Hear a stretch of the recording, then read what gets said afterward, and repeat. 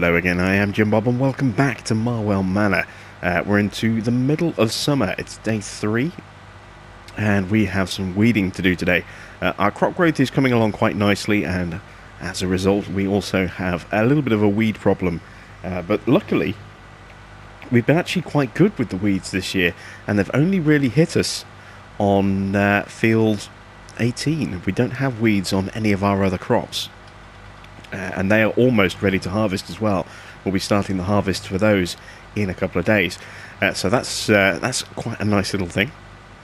Just arriving at the store here to pick up the weeder that we have leased. So if we just pull in here, there we go. You can see that the staff have already got this put aside for us, and this is a leased weeder. It's cost us about a couple of grand to lease it, and depending on how long it takes us to use it, we may possibly have to pay an additional fee, but I'm hoping we can get all of our weeding done inside a sort of a single logged hour of use.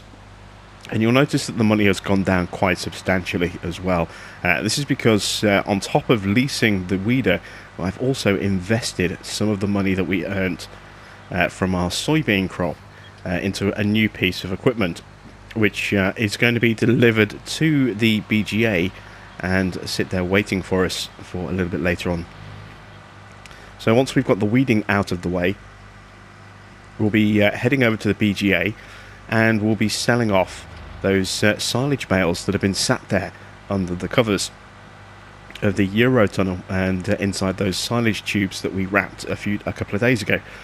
They will be getting put through the processor, through the shredder.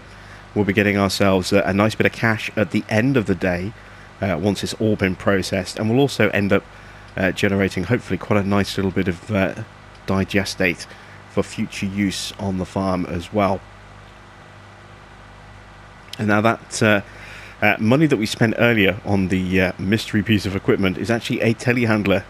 We've looked at the various different options available there, and I could have gone with something really big and shiny and expensive, and in the end decided to go the budget route. So we have picked ourselves up a Liebherr telehandler for around about 75 grand, and on top of that we spent a little bit extra and we've got ourselves a wrapped bale handler. Now we could have gone with just a standard sort of bale spike, but I wanted to use a bale grab instead for a change. I don't tend to use them very often, and this is the ideal kind of situation for us to actually try one of those out. And normally when I do use bale grabs, they're usually on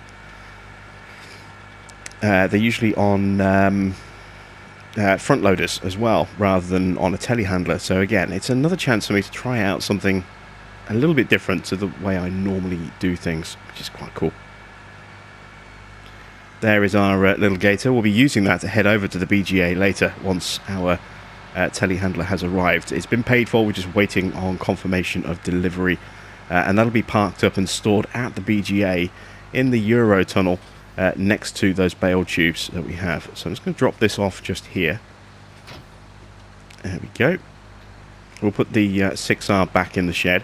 I literally just wanted to use that for running to the store, because I didn't want to just run out there on quite nasty, hard, uncomfortable, skinny wheels.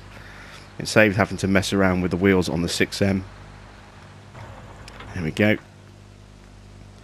Geez, it's a little bit dirty, isn't it? We might have to, well, we're definitely going to have to give it a clean afterwards, but have to be a little bit more careful, I think, making sure that we get everything cleaned before we put it away every night. I thought I cleaned that off properly last time, obviously not. So let's get hooked up to the weeder.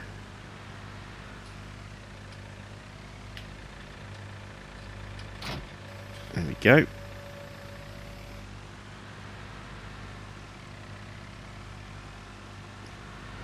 So this is the largest weeder that's available to us, with a, I think, 15 metre spread, or just over 15 metres, so quite sizable.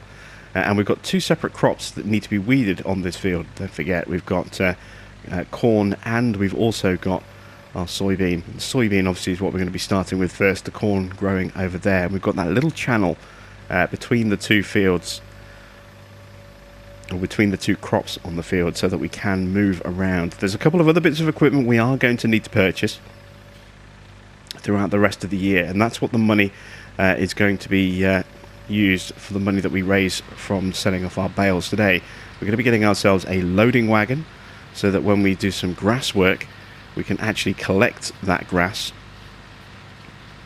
And we're also going to be getting ourselves a corn chaffer, so that we can chaff the corn that is currently growing just over there on the other part of the field. So a couple of extra little bits of equipment that we do need, and I am looking at trying to negotiate access to those grass fields that we planted for mowing a little bit later in the year as well. We'll have a couple of days of just some pretty heavy duty mowing, I think, to get some silage, or get some grass that we can put into the bunker to make silage at the BGA. Not quite sure how much it's going to cost us to lease those fields, or to sort of rent access to those fields, for going in and mowing. Well, it's either going to be a flat fee, or perhaps a percentage of the value of the land. We'll have to kind of see exactly what the field owners want to do, and it may vary as well depending on the actual owner of the fields. There's more than one sort of grass field owner that we can go in contact with. Obviously, the fields that we planted with grass were all owned by the same owner, but there are other grass fields in the area that we could possibly look at as well. So if one is giving us too steep a price, then we can always try our luck somewhere else and see if we can negotiate ourselves a more favourable cost. We'll have to see how those sort of negotiations shake out over the coming days. Oh, actually, the weeds here have got quite bad, haven't they? We might have to spray some of these weeds. Look at that. That is not good. This is certainly not going to cope with this. So it looks as though we're going to have to use some of our other money to actually lease a sprayer and get some herbicide, because these weeds here, you can see there, our weeder just can't cope with those. They're too heavy duty. So that's a bit of a problem. A problem I was not expecting. So let's try and run the kind of edge, I suppose, that we have here.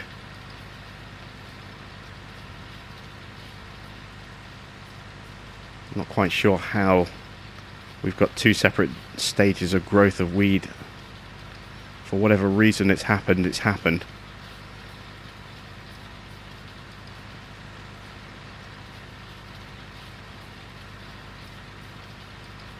So yeah, we're going to have to get ourselves a sprayer. We'll have to see if the store can get one out for us today. Hopefully they can. We might have to possibly wait until tomorrow.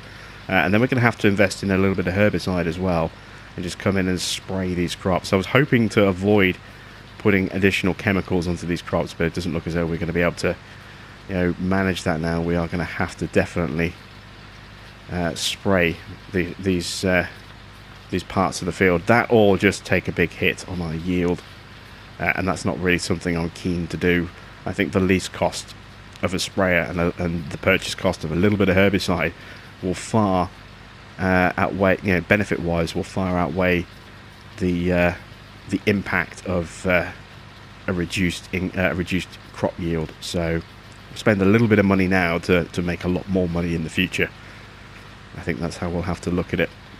There's our corn crop growing in quite nicely. That's nearly ready to chaff, actually, by the look of it. A little bit more growth needed. You can just see there is a very, very small sort of window of separation.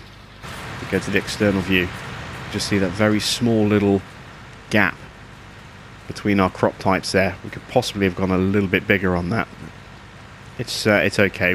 This access path here on the side, this is what we needed to make sure we had plenty of space for, so that we can get equipment in and out of here, quite heavy duty equipment that isn't going to damage the crops getting to and from the corn, because obviously we can chaff the corn earlier than we can actually harvest the soybean.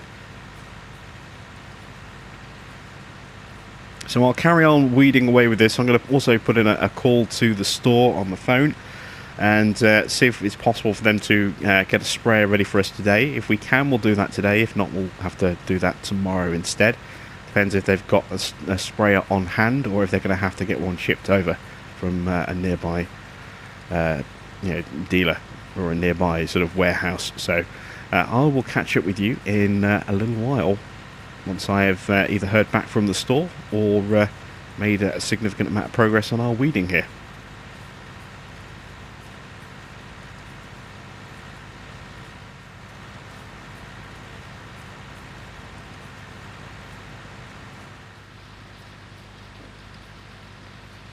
Coming to an end on the field, and it's actually taken quite a while to do, as you can see. It's approaching 11:30. There's a tiny little patch just over there that I do need to run the weeder over again as well. But this is essentially the last kind of pass that we need to make on the field after we did our border, and then we had just a little bit of corn over there that wasn't completely overrun with weeds that we were able to use this weeder on. But the vast majority of the corn itself is all going to need spraying, as is a good chunk of this soybean as well. So a lot of herbicide spraying is going to be needed, which is a bit of a shame. Let's just check our overlay. Yeah, so there's that little patch there that I need to catch with the weeder, and all this is going to need to be sprayed. That is, it's not so good. Never mind. It is what it is. There's not much we can do about that, unfortunately. Let's see, are we in the right position? Close. So if I turn slightly, drop the weeder here, we should get rid of that quite nicely.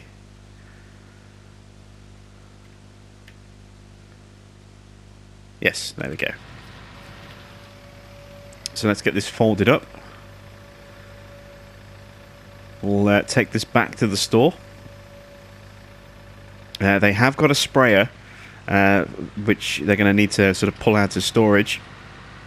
That should be ready for us in about half an hour to an hour or so. So what I'm going to do is I'm going to make a quick milk sale run while we're sort of waiting for them to get the sprayer sorted out for us. We have got a fair bit of milk available to sell, and I'm going to park this up just here, like that. We're going to jump back into the 6R again. Oh, I left the beacons on, look. Let's turn those off, there we go. Let's go grab our milk tanker. We've actually got a reasonably good price going at the moment for milk. I still haven't seen it get as high as when we did our initial sale period. We did that first sale that was, it turns out, was actually quite, not great. It was about 1100, I think it was, per 1,000 litres, and then it went up to 14 after we'd done our sale, and we didn't have any milk left to take advantage of that. I haven't seen it go that high again since. I've seen it drop quite low as well. I've seen it drop down to just triple digits, to just like 800-900, but I've not seen it hit the height of 1400 again since then. This isn't too far off that. It's about 13 something, so that's a pretty good price. We're going to take advantage of that right now. There we go. So while that's filling up, you can see we've got 24,500 litres. Let's just have a look. You can see the price of milk there, 13.44 per 1,000 litres. That's quite nice. So we're going to go and sell some milk. There's our manure piling up, and we're producing manure faster than we're using it at the greenhouses. So what I might do is I might possibly look at selling some manure as well at some point soon. I should have probably turned before I got into the tanker. There we go. A little bit easier to make our way out. So let's head over to the dairy. Let's sell off this first load, see how much we get, and then come back for another couple of tanker runs.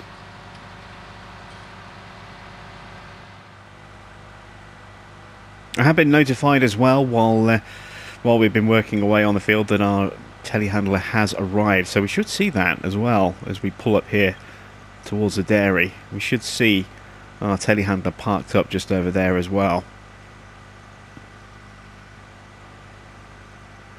And there it is. You can just see it there.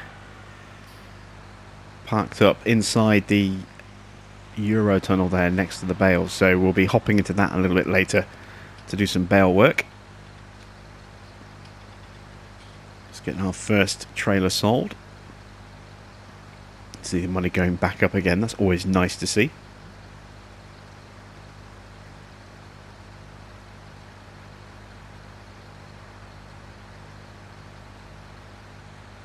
And there we go. We've got 10 and a half, well, just over 10,500 for that trailer. We've got 2 more trailers worth of milk that we can bring back, and then we'll have just a few litres left over.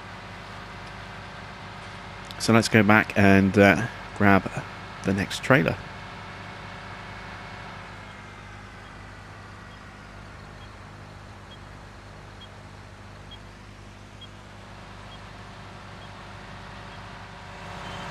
Trailer number 2. We should be getting pretty much the same amount here, 10,700 or something.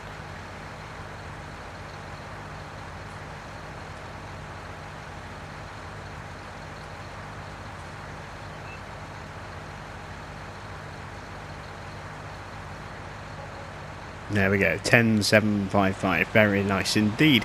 So time for one more trailer before the market price changes, I hope. That'll make a nice little sort of 31,500, close to 32,000 earned just from selling a little bit of milk. That is going to cover about half the cost of the money that we outlaid for our telehandler, which is very, very nice. And also, it's going to leave us in a position where we'll have more than enough money to lease the sprayer and buy some herbicide, and more importantly, to pay off the other half of that £100,000 extension that we got from the Hollisters last year. So the agreement was that we would get that an extra 100,000 of funding as long as we paid off 50 at the end of that year, and then the other 50 had to be paid off plus some indentation made into the other loan, the initial sort of 500,000 debt of seed money as well by the end of year 2. So that'll clear that initial 100,000 extension, and then we can start looking at making some inroads into the actual main debt of the farm, which would be quite nice. We will probably, depending on how well we do at the end of this year, we're probably going to move on somewhere else. I'm not quite sure where we're going to go to yet, but we were tasked to come in and resurrect this once proud farm that has kind of really struggled in more recent times and turn things around. And I think we're well on the way to having achieved that goal. We just need to see some kind of financial proof of that at the end of this year. And given that we have some crops to harvest and sell, we'll have silage to sell by the end of the year. We've got silage bales that we're going to be selling today, which is going to be funding yet more equipment.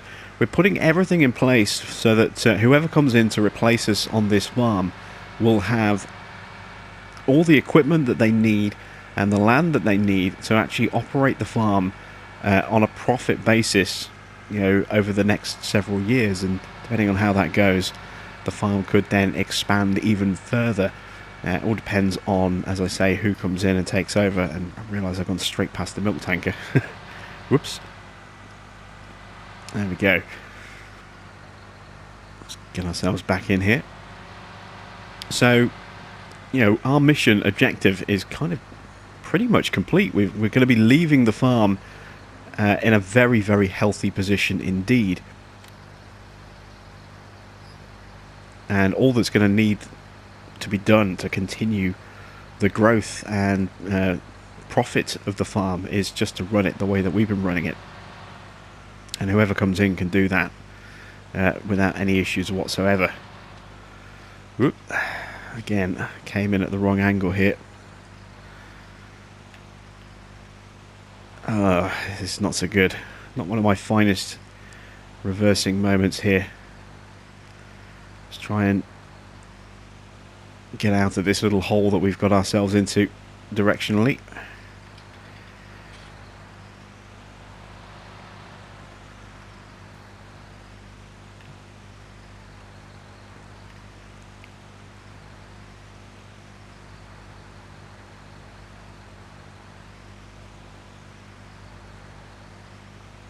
Straighten her up a little bit.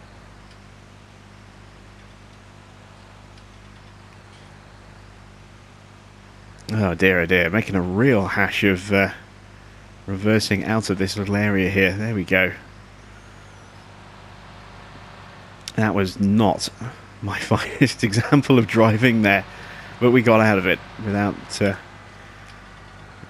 too much trouble in the end. So let's go sell this final load of milk. This will be another 10 grand in the bank, and then we'll grab that weeder, drop that off, pick up the sprayer and spray out the rest of that field. And once that's done, then we can start making some money by selling some bales.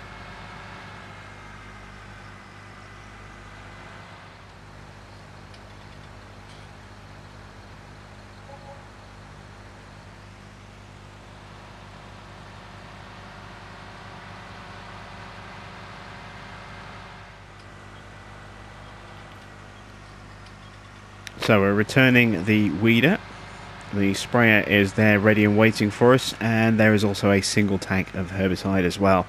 I wasn't sure how much we would actually use.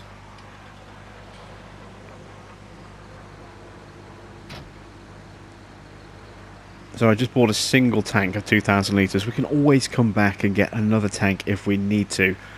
So we'll fill this up here. And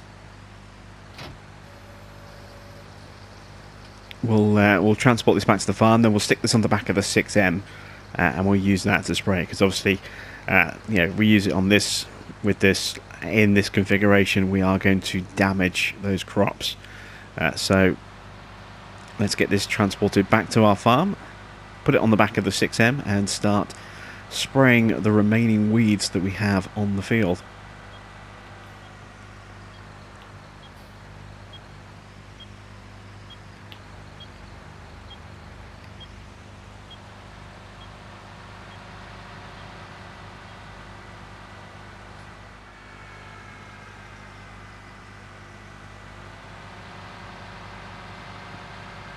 Okay, let's drop this off just here. So we'll get that lowered and detach it. There we go, and we can now put the 6R back in the shed. We are kind of done with that for a little while. Tomorrow we will be fertilising our fields for the final stage of fertiliser that's needed on our soybean and our corn. We'll get that done tomorrow. But for now, as I say, we do need to get rid of those weeds. This is actually getting really quite dirty now, isn't it? Now that we've gone over the field once. Adding in another run on the field is going to make this even dirtier, so it's definitely going to need washing before we put it back in the shed. I think I'm on the wrong side of this, aren't I? I am. Ah, dear. Not having the best of days today, are we? There we go.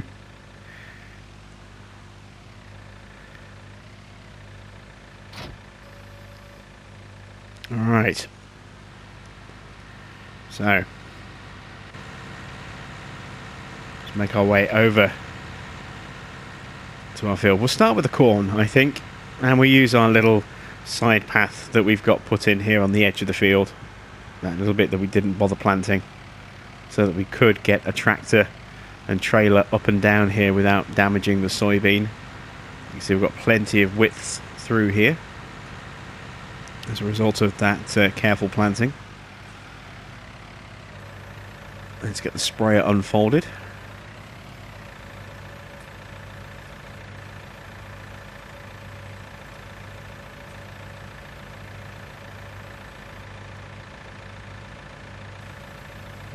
raise the boom height up as well. Nice and high for this corn. I think we might be leaning back a bit. We could probably do with a weight on the front here, but we should be okay as long as we're careful, I think.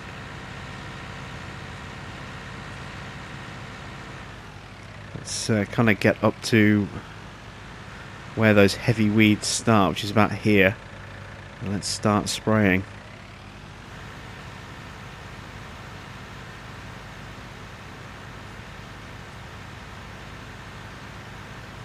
There we go.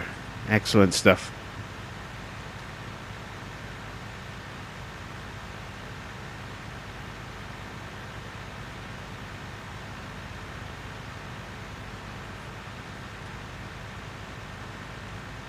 You can see those weeds instantly getting killed off thanks to this spray that we're putting down here. I have to say, I do like the new spray animation since the update. I haven't done that much spraying, so it is kind of nice to see this new effect.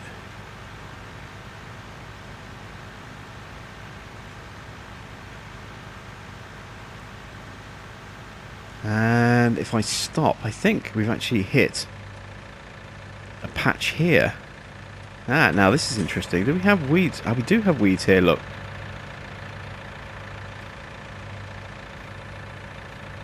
So we took the weeder back. I think it's still there though. Oh, we are killing the small weeds as well, look.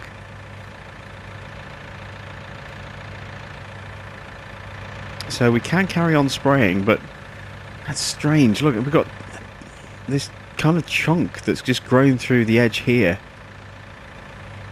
at one stage. And then we've got the the lesser stage here, and then the lesser stage on the other side of it. It's a bit weird how we just got that band through the middle there.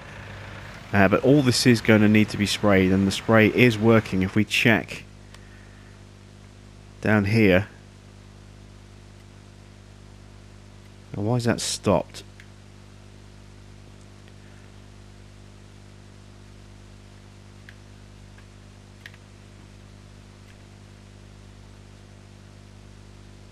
Yeah, so it looks like we just missed a slight patch there where we stopped the spray and the tractor carried on rolling forward. We'll have to perhaps just correct that little bit.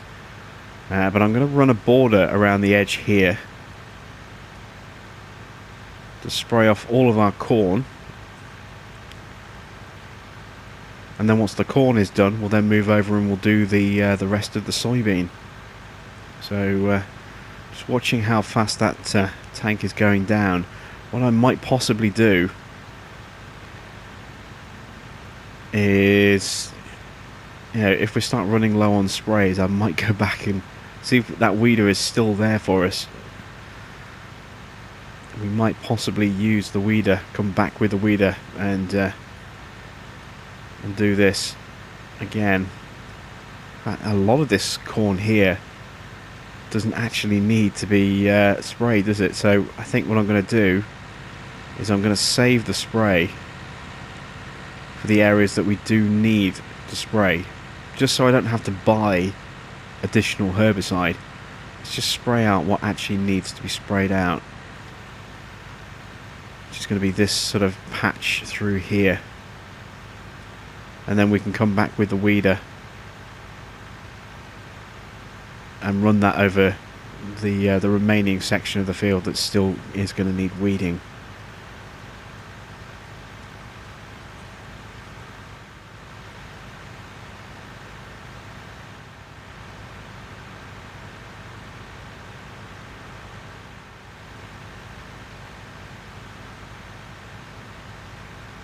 So I've sprayed out everything that needed some herbicide. Apart from this, this pass that we're on now, this is all that remains. And if we take a look here, you can see whatever's left there, that sort of squiggle of blue in the middle of it there, that's where we initially carried on spraying, and then I decided, let's not waste the spray if we don't need to, just in case we need it for this section. Well, we are going to have a little bit of herbicide left over. So we'll try and clear as much of the remaining weed as we can with the herbicide. We paid for it, we may as well use it. and then we'll go back. We'll swap out for the weeder that is still available at the store. I did call them and say I am going to need that weeder for a little bit longer, and it's going to carry on our same lease arrangement. So we won't have to pay another leasal fee, but the length of time that we have it will still be counted. So we could potentially have an additional fee involved in that respect still. So let's try and get lined up. I'm going to have to use a worker for this. It's the only way I'm going to be able to tell clearly what has and hasn't been sprayed. So we start right here on the baseline.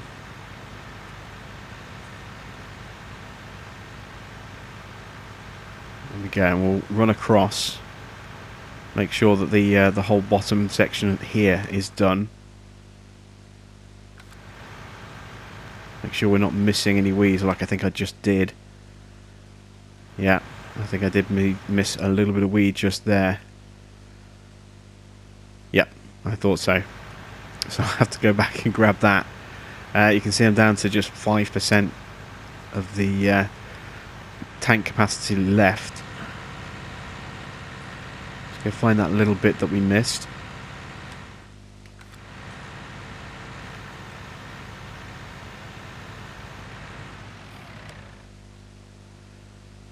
There we go, that's got it.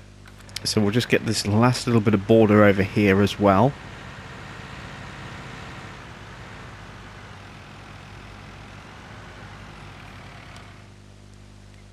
That kicks in, I think, about here.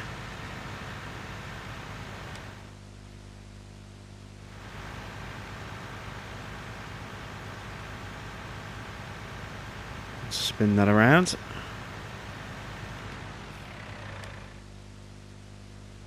There we go, that's that bit done.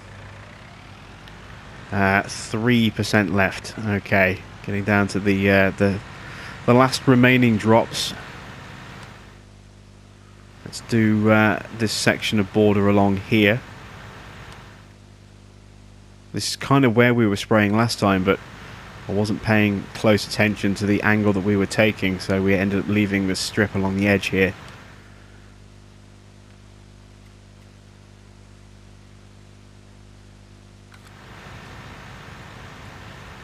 Last few litres.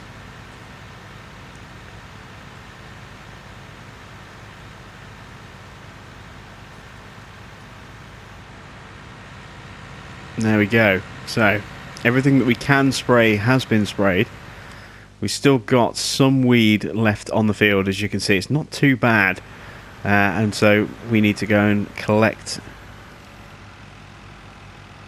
the leased weeder back from the store, and we'll drop off the sprayer at the same time. That is now done. We don't need that anymore for the rest of this year, because we're not going to get any more weeds grow, and we're not going to be using this to fertilise when we have a fertiliser spreader and fertiliser pellets available. Why would we lease a sprayer for that and lease spray on top of that as well? Just no point. It's a wasted expense. So yeah, we'll take this back, we'll get this dropped off, we'll grab the weeder, bring that back, and finish that last little bit off, and then finally we can head over to the BGA. It's going to be a late one, I think, but we can head over to the BGA and we can start selling some bales. It's going to happen in failing light. We're just going to go in the 6R, sorry, in the 6M, and just tough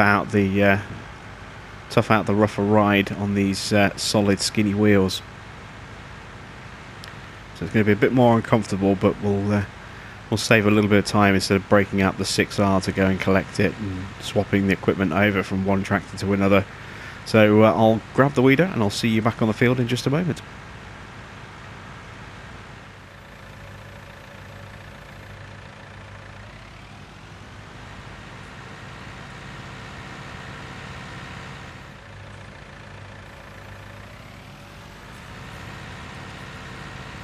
Alright, so let's finish off this kind of strip along the edge here, this part of the border that we didn't get last time out. We're attacking it from the opposite angle this time, and we're in the shadow of the trees, so I'm going to put the working lights on as well, just so I can see clearly in this little bit of shade that we have. Make sure that anything on the edge of the field, on the border of the field, is definitely getting weeded. A little bit further down to go, and I'm going to be constantly having to refer to our sort of GPS overlay here to see where we have and haven't been on the field.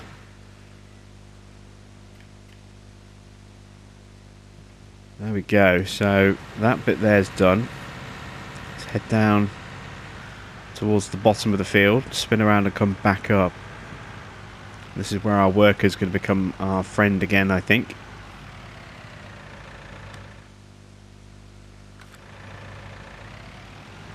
Try and get these patches that remain. Let's deal with the last of the corn first of all, I think. So we've kind of gone up that bit there. We've got obviously that little tuft over there as well, that little thin line that we need to deal with.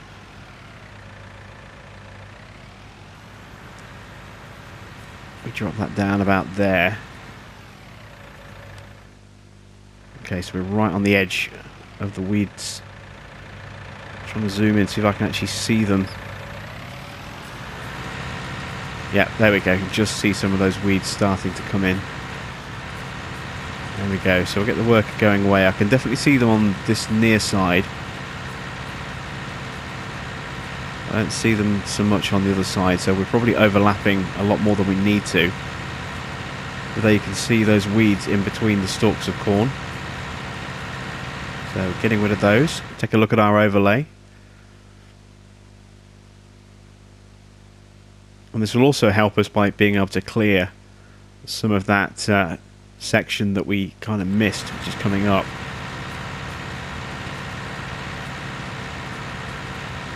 Just gone through that, I think.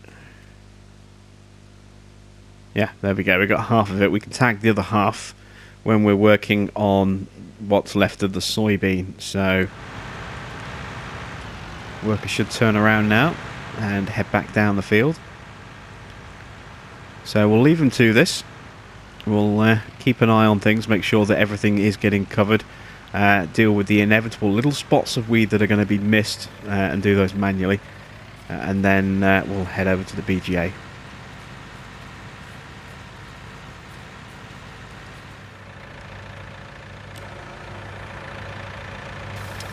So, weeding is done. We've finally got the rest of the field cleared off. There's a thin, tiny little strip showing on the overlay, which I'll go through with you in just a second.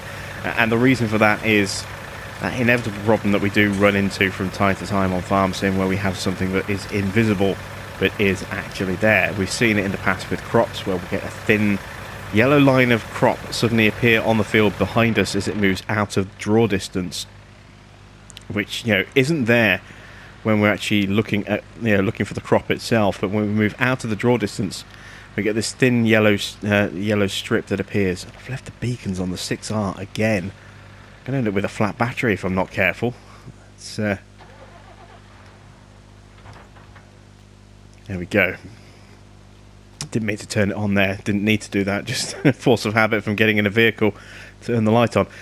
So if we just take a look at our overlay, there you can see there's this thin strip here. Now, there are no flowered weeds in that patch on the field that we can see, but they are actually there. It's just that thin little strip. Like I said, we get with crops where you think you've cleaned the field, and then as you move away and it gets out of draw distance range, you just see this thin yellow line appear on the field. It's essentially that. So we've cleaned off everything that we can clean off. That stuff needs to be sprayed, and of course we don't have the sprayer anymore. That's gone back, and even if we had the sprayer, we don't have any spray, so we can't do anything about it. But there's such a small little line there that it'll have a minimal, almost completely negligible impact on our yield, so I'm not too worried about that. Now we're going to head over to the BGA and jump into our brand new telehandler, and we're going to start selling off some of those bales. Now, one thing I do need to be careful of, which was pointed out last time I sold bales at the BGA, was that I actually put them in at a rate where I ended up wasting a little bit of silage because the shredder couldn't process them fast enough So the last couple of bales that I dropped in there, I wasn't getting the full volume of, because the capacity of the shredder, stops at 50,000 litres. So we are going to have to kind of dump a few bales and then wait a bit before we can dump the next batch. So I'm going to be here at the BGA for probably a good few hours, sort of selling bales in batches. We're not going to have time to sell them all today, I don't think. And so what I'll probably do is I'll sell some today, and then we'll come back tomorrow once we've fertilised our fields and sell the rest. We might even come back in the morning, sell some bales, then go do the fertilising, then come back and sell some more bales. But over the next the next day and what's left of today, we're going to sell off pretty much all of the bales that we have there, and then that'll give us a very nice cash injection. So I'm looking forward to seeing just how much we can make from those. Hopefully we'll have a good price across the 2 days for silage as well. And that's the other kind of downfall that we're potentially going to run into, is that each of these bales that we're selling is going to come to a point where we're going to start to crash the silage price a little bit over time. So we are going to have to be careful. I'm assuming that we'll get a fixed price for each of these bales, but as is generally the way, and we've seen that the bale price will fluctuate, but it stays the same price per bale. We're selling silage effectively, and it's whether it's counted as a bale price or as a loose silage price, I'm not too sure. It's going to be interesting to see how it actually processes that through. So I think what we'll do is we'll take a bale. Well, I don't know. Do I take a bale over to the barn and try and sell a bale as a guideline price, and then see how many bales we sell at and then come back at midnight when the money comes through, and see how much we've made? And it's a very long, convoluted way of trying to figure this out, but I don't know. I don't know if we're going to be selling as loose silage price, or if we're going to be selling as bale silage price, because effectively, these are unwrapped silage bales, so they could go through at a different price. Haven't sold any yet, so, and we don't have much of a way of doing a direct comparison. I suppose I do actually. Yeah, let's do an experiment, because if you remember, we have a couple of bales here in one of these stacks that aren't actually attached. I'm trying to remember where it is. It might be somewhere around here. I'm trying to remember which stack it was. I think it was at the second, or was it the third stack, where we had 3 leftover bales that we pushed up. Might be here actually. This group of 4. They might be a separate pile. I'm not too certain. That'd be interesting to see. Let's climb into our telehandler. Let's get some working lights on as well. There we go.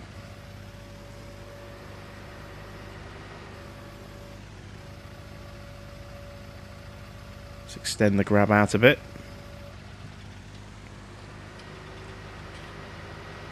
And let's see if we can figure out where those extra bales are that we kind of pushed in. They might be here. Let's just see what happens if we try and grab on here and pull back a bit. It's these ones. Here we go. We found them. These 3 bales here. So we need to do a little bit of experiment here. And this is what I'm going to do. I'm going to open up this first bale here. Hopefully. Might not work because they're grabbed. Let's release the bales. Get them detached and on the floor. If I open this one here. There we go. I was pressing the wrong button. It's L3 to open, not R3. So we've got a single bale here of silage. We're going to dump this one here at the BGA right now. Now the other ones we're going to take over to the barn, and we're going to sell one wrapped and one unwrapped and see if we get different prices. I mean, it will have no bearing on how much money we make here, because we can't lift up an entire stack of bales, and apart from these ones here, they're all in a single long tube, so we kind of have to separate them out. But for the purposes of the experiment, if we take these two over like this, and this is going to be kind of tricky, but we can do it.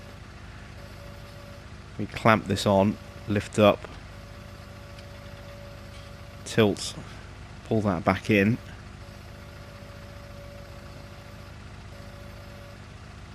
Make sure that we are clamping sort of between the two bales as evenly as we can.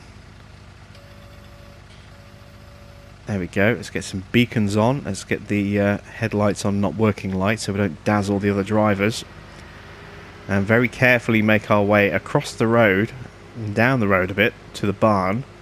When we get there, we'll open up one of the bales, sell that as an unwrapped silage bale, and then sell the other one as a wrapped silage bale, because it should still count as a wrapped silage bale, and see if we get a difference in price.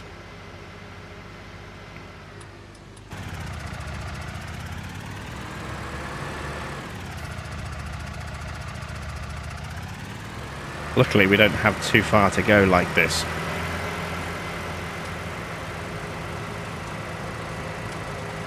Just have to go down the road a little bit, and then we can hang a left. So we haven't got any traffic in the way, we've got nothing really oncoming. As long as we hug the inside of the road here, we'll be fine. But I'm genuinely curious to see if we're going to get a difference in price. And of course, it's not the most perfect sort of scientific experiment we could carry out, because we don't have a traditionally wrapped bale either. So again, it's entirely possible that the properties, if there is going to be a difference in price, but the properties of the still wrapped bale that we sell, because it's been wrapped with the extractor, that it could change the properties of the bale slightly, which could potentially change the price. It all depends on how it's been coded. So for the ultimate sort of test, we would need to have a traditionally wrapped silage bale as well, which we don't have. But I'm hoping that we should see a result that will at least give us an indication. I'm hoping that the other bale that's going to be wrapped that we put through is going to count as a traditional wrapped bale. I really am genuinely curious to see how this is going to turn out. So let's stop here. Let's drop these down. Release them so that we can interact with them. There we go. So the bottom one is unwrapped. Now we need to sell these individually so we can see which one goes through at which price, if there is a difference. So let's do the wrapped one first.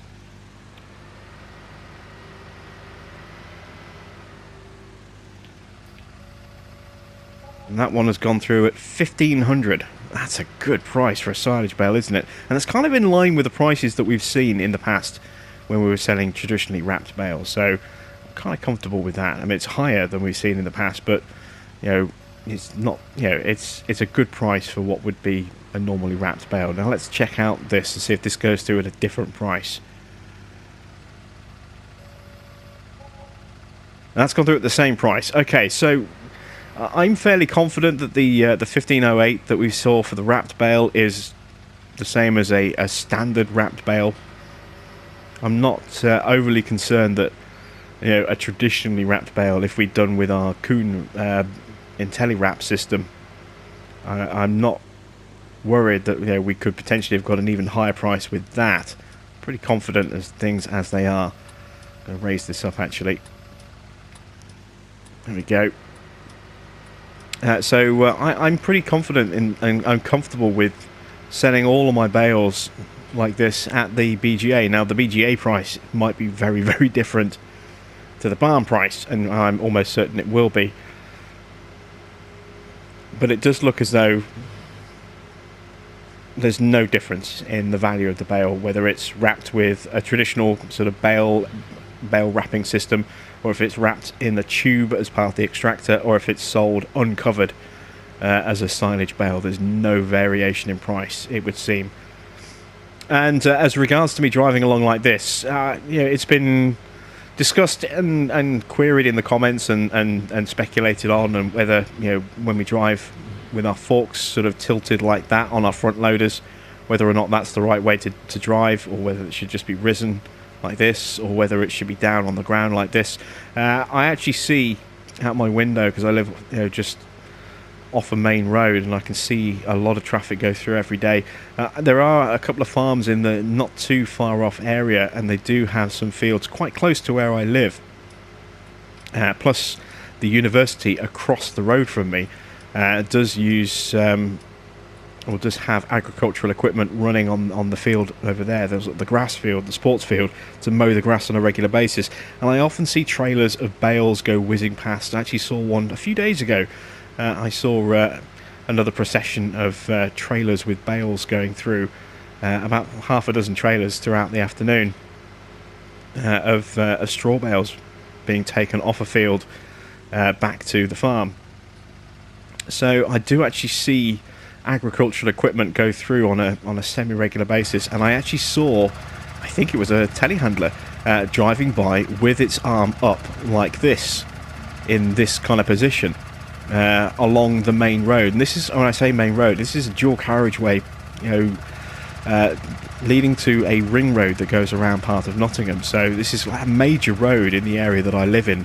It deals with a lot of traffic coming in from the motorway into Nottingham, and feeding onto the ring road. So this is not just like a small road, or a road that doesn't get a lot of traffic. This is a very heavy duty traffic road. There's a lot of industrial and commercial traffic that uses this, as well as civilian traffic, and I see a lot of trucks go through every day. I see a lot of stuff that you see on industrial estate in terms of industrial freight traffic, as well as the agricultural stuff that goes through from the nearby farms, and of course the buses and coaches and all the cars that whiz through, and a lot of emergency vehicles go through as well. You see this huge volume of traffic on this road every day, and it's kind of interesting to have seen a vehicle driving in with its arm up in this position. So I think that's how I'm going to drive my vehicles from now on. I mean, I've never seen forks being carried on a tractor up like that on a main road, but I've never seen a tractor with a front loader driving like that on a main road, so at all. So I honestly don't know if that's going to be the way that it works for tractors. But in terms of the front loader, sorry, the wheel loader that I saw, it drove like this. So that's how I'm going to do it from now on, because I have actually seen this now quite recently, within the last few days, in real life. So that kind of puts that one to rest for me, as to how is the best way for me to go about moving my my armed equipment. It's going to be like this. So let's carry on dumping some bales. I need to keep an eye out on my shredder reader as well. We're at 5,000 litres at the moment, plus those two bales. It puts us at 13. Remember, we can only go as far as 50, and then we run out of space. Let's get our lights on full. There we go.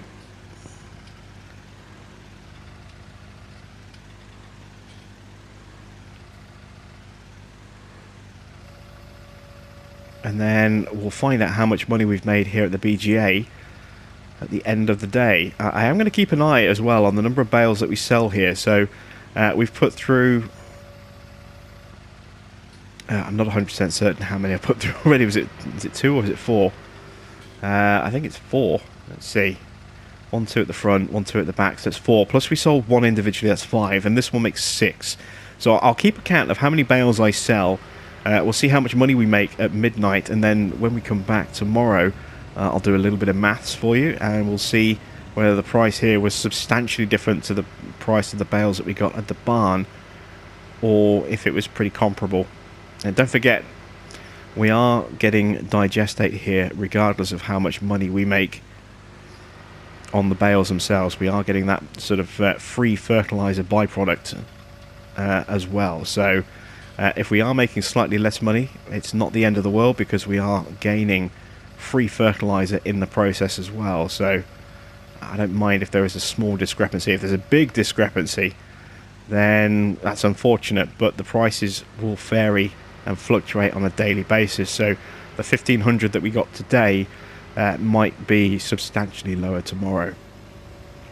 There's no guarantee that, you know, this is going to be the best place or the worst place to sell at any given point. It's just kind of impossible to tell, unfortunately, with the way the BGA works nowadays.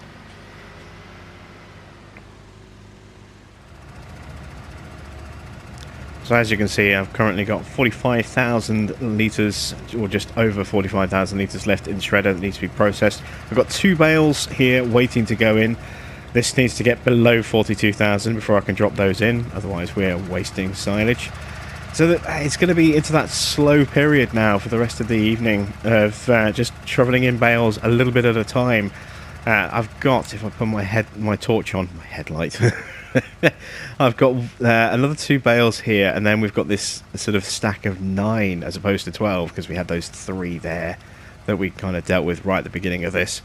So I'll get rid of this stack of 9 here as well, and then I'll know exactly how many bales that have been put through. These other 2 stacks, I'm going to leave those, and we'll do those tomorrow once we finish fertilising on field 18. So that's it from me. Thanks for watching. I am Jim Bob, and I'll be back with some more Marwell Manor very soon.